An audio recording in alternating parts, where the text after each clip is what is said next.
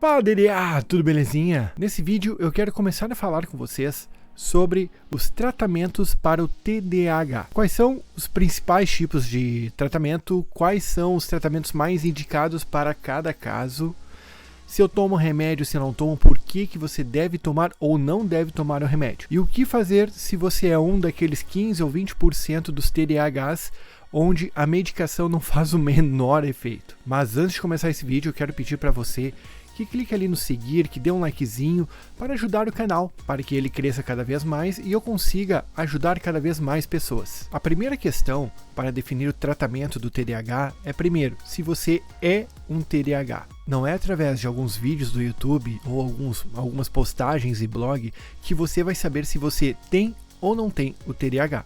Se você suspeita, procure um psicólogo, procure um psiquiatra ou um neurologista, que através de uma avaliação clínica, você não tem que fazer exame de sangue, você não tem que fazer tomografia ou não tem que fazer exames milaborantes. Basta somente um diagnóstico clínico, isso é, a pessoa vai investigar a sua vida, vai fazer algumas perguntas, vai ver a sua reação e aí vai sair o resultado se você realmente tem o TDAH, se não tem TDAH, qual tipo de TDAH e qual nível de TDAH que você tem. Só que o mais importante não é o rótulo, se você tem o TDAH, se você é TDAH ou não. O mais importante que você tem que pensar é o que o TDAH está fazendo na sua vida. Quais são os malefícios que esse transtorno do neurodesenvolvimento está fazendo para você, está fazendo com relação ao seu estudo, à sua vida pessoal, ao seu trabalho.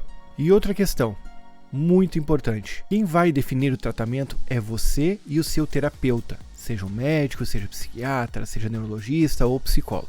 Não se deixe influenciar por pessoas que acreditam que isso não vai dar certo, TDAH, o remédio vicia. Não, isso é besteira, não caia nesses papos. A primeira coisa que você deve levar em consideração é o que o TDAH faz de ruim na minha vida. Por exemplo, eu tenho uma super dificuldade para ler. Por causa da minha faculdade, por causa do pós, por causa de vários cursos que eu gosto de fazer, eu tenho que ler muitos textos toda semana. E essa é a maior das minhas dificuldades. Algumas pessoas têm dificuldade para escrever, para expressar as suas ideias no papel. Outras pessoas, aí eu também me enquadro por ser um TDAH do tipo desatento, é viajar no trabalho, isso é decolar, é ter aqueles voos, né?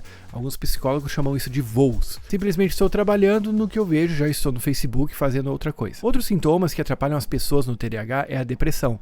E outros é a ansiedade. Viram como cada pessoa tem uma forma de ser impactada pelo TDAH diferente? Então não existe um tratamento único para o TDAH. Não existe aquela bala de prata, não existe aquela receita de bolo para quem tem esse déficit. Após detectar quais são os malefícios do TDAH na sua vida, o que ele atrapalha, chegou a hora de identificar quais são os gatilhos ambientais. Carlos, o que é o gatilho ambiental? O gatilho ambiental é simplesmente algo que dispara esses malefícios. Por exemplo, no trabalho você se sente mal, você se sente perseguido pelos seus colegas.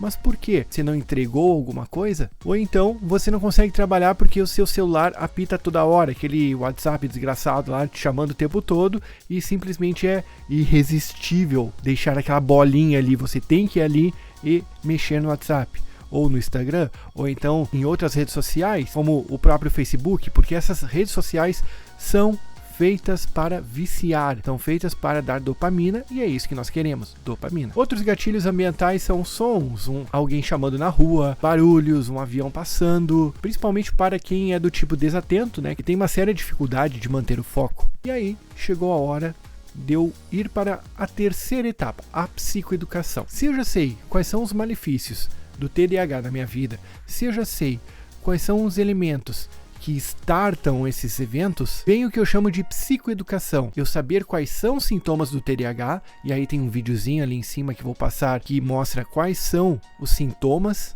e nisso você começar a separar o que é o TDAH, como que o TDAH age na minha vida, e o principal, diferenciar que você não é o sintoma. Muitos portadores do TDAH têm a questão da depressão, isso é da sua autoimagem desregulada, isso é se achando a pior das pessoas, se achando mal porque não consegue entregar as tarefas, não consegue ter amigos, não consegue se manter no relacionamento, mas o importante é ver que isto não é você, isso são os seus sintomas. E detectando sintomas, como eu falei no passo 1 e 2, Você vai conseguir ver quais foram as reações que eu tive. Não é, eu gritei com uma pessoa porque eu estava ansioso, eu gritei com uma pessoa porque eu estava com medo. E ao longo do tempo, você vai tendo essa noção do que fazer e não fazer. Até agora, você não precisou de Ritalina, não precisou de nenhum outro remédio. E a Ritalina não vai fazer você ser uma pessoa melhor. A Ritalina vai ajudar você a focar. Isso até porque nem todo TDAH precisa de remédio. A maioria dos TDAHs nem sabem que tem o TDAH. Através do seu ambiente, através da criação de rotinas, essas pessoas conseguem minimizar seus sintomas. O exemplo que eu vi uma vez em uma aula de psicopatologia da infância foi que uma criança com TDAH estilo desatento, ela vai chegar em casa e vai se distrair com tudo que tiver, o seu cachorro, o seu videogame, mas ela tem que chegar em casa e ter uma rotina. A primeira rotina, deixar a mochila, desfazer a mochila, tirar tudo que tem dela, fazer o tema de casa. Mas como que você vai regrar a criança se ela não tem noção disso? Simples, assim que ela chega no seu quarto, já está ali um cabide para ela pendurar na mochila. Ela vai tirar tudo, porque às vezes fica uma fruta, apodrece a fruta, né? Ou deixa uma garrafa térmica aberta ali dentro. E aí depois, logo depois desse outro passo, tem a escrivaninha, tem lugar para essa criança poder fazer o tema de casa. Foi criando uma rotina e ao longo do tempo essa rotina será absorvida e nós precisamos desse apoio externo. Então, quanto mais apoio ambiental nós tivermos, melhor vai ser a nossa adaptação à rotina. E a rotina simplesmente fará com que nós possamos executar todas as tarefas. Executando todas as tarefas, não virá aquela questão da depressão, não virá aquela autoimagem disruptiva, não virá a maioria dos sintomas ruins do TDAH. Nisso entra o nosso quarto passo, que seria o desenvolvimento de habilidades. Vamos imaginar o nosso cérebro como o nosso músculo, quando nós vamos para a academia. Você fica bombadão logo na primeira vez que vai na academia, você fica com um shape bacana. Depois da primeira semana de academia, não, leva tempo, leva meses para acontecer. E isso acontece também no seu cérebro. Nós temos uma neuroplasticidade, nós temos a condição de criarmos novas habilidades. Mas isso leva tempo. Então, todo o processo auxiliar externo que nós tivermos nessa adaptação, nessas novas rotinas, irão nos auxiliar. Então, quando eu não estou atendendo, geralmente eu estou com meus fones. Eu tenho esses fones aqui que me ajudam para abafar o som externo e sempre deixo alguma música sem letra, alguma música repetitiva, como uma música eletrônica. Esse som vai ajudar a manter o meu foco. E se eu preciso do computador, tenho algumas extensões lá do Chrome que só me deixam acessar o Facebook após o horário de trabalho. Eu deixo meu celular sempre numa gaveta e de preferência no silencioso, e se eu não consigo, se eu vejo que a gaveta não está ajudando, tem dias que eu consigo e dias que eu não consigo, eu deixo esse celular longe de mim. Eu sei que a minha memória não é a melhor do mundo.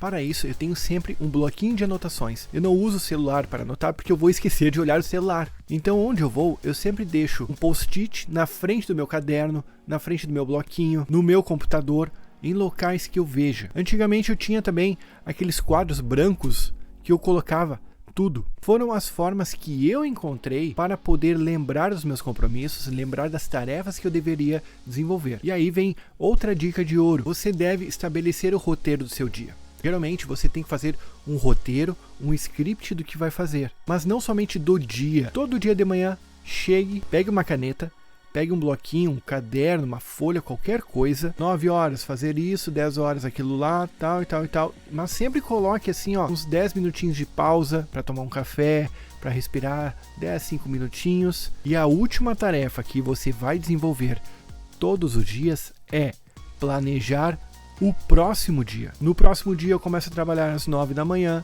Depois às 10 eu vou fazer tal coisa, eu tenho que entregar tal projeto, eu tenho tantos pacientes para tal dia.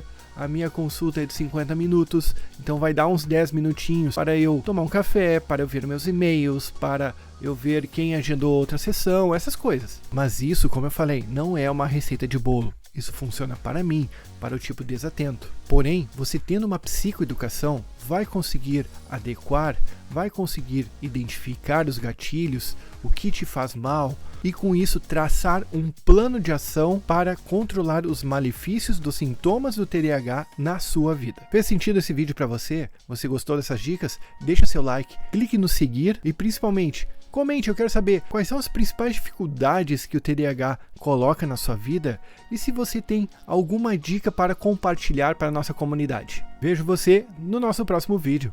Tchau, tchau!